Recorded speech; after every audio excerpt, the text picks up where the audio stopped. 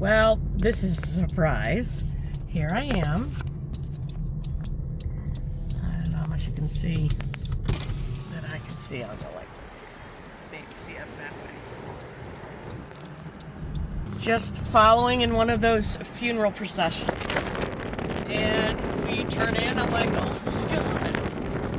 This is where my parents are buried. So we just...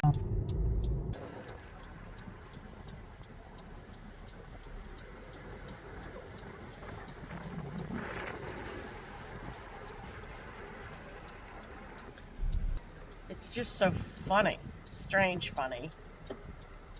At least for me, you kind of probably reflect on funerals you've been to when you're at a funeral. And of course, I was thinking of my mom's because she was more recent than my dad.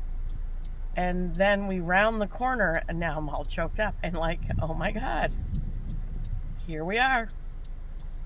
So I don't want to be rude or disrespectful. I'm just going to walk up here a little bit, like filming someone else's funeral. Not quite, kind of. In case you've never been to, hang on, let me get over here, military funeral and or cemetery. And here's the lines of cars. But the point on this is like the check-in center. I mean, I know the drill. We did it with my dad, then we did it with my mom. And I know you pull in and I couldn't remember what they called it, but we have an appointment and it is at 12:30 for our group here. And it's only about 12:15, so we have 15 minutes. If it was walkable, I would just go see my parents and come back, but it's really not. It's kind of one of those weird things. The guy had said, oh, you can look it up as to where they are. And I said, I have no idea why, but somehow I always just find it. This place is kind of huge. I drive around and then I get a feel for like, oh, it's up that hill. And then I always kind of find it. Then I wander around and look for the grave. So it's been a long time. So I see the gray hearse over there. So that means there's another funeral. And the landscape here changes so much. It's going to be so sad because the amount of burials that happen. So when we were there and the last of the graves, now there's so many more around my parents. And as you can see from today and behind me, the hills and hills of where it goes.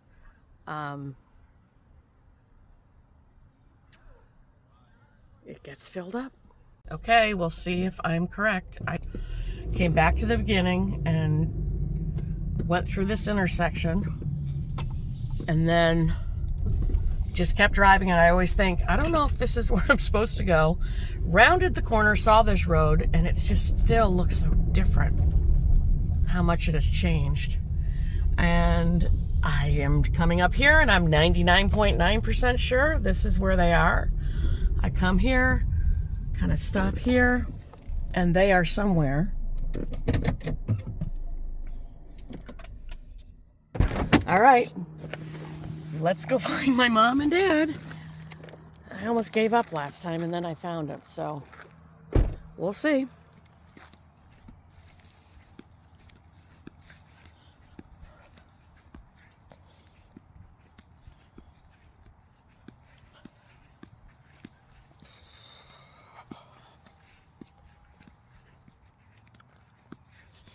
You know, I could just kind of memorize the number probably.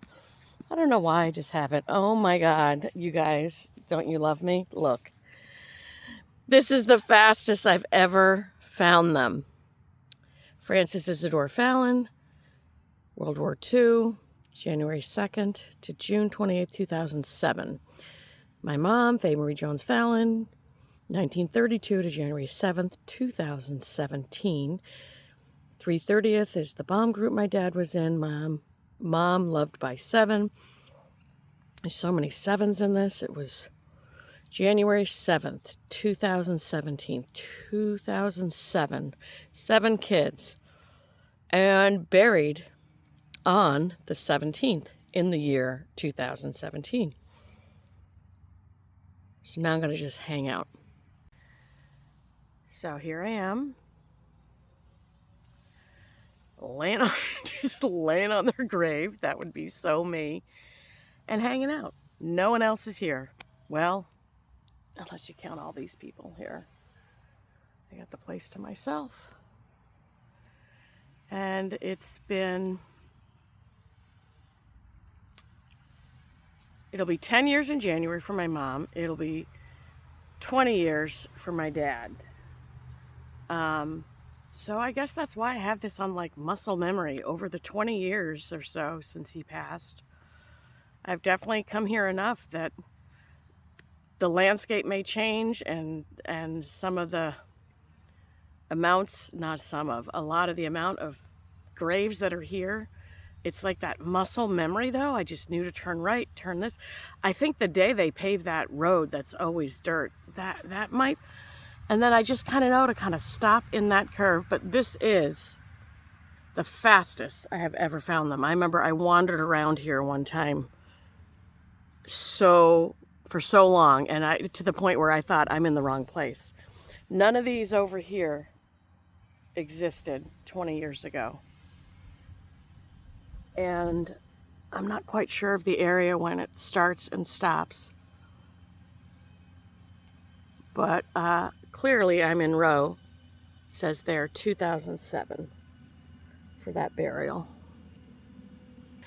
So, I guess I never need to share this, but who knows if I might. I'm like an open book and share a lot, and I have no problem talking about here, there, and everywhere, but like really deep core private things. This is not really my forum. I'm not going to get on here and cry. If I do, stop following me. Maybe I will someday. I don't know. Like, that's just not my style. And I couldn't sit here, and I'm not, anyone who thinks this is disrespectful, I'm really not being. It's just me hanging out. Clearly, I don't care if you think it's just disrespectful, because I know it's not. And if my mom had just died like a month ago or a year ago, and I couldn't even be sitting here talking about my parents if their death was much more recent. And you can hear it in my voice that it still gets me every time. So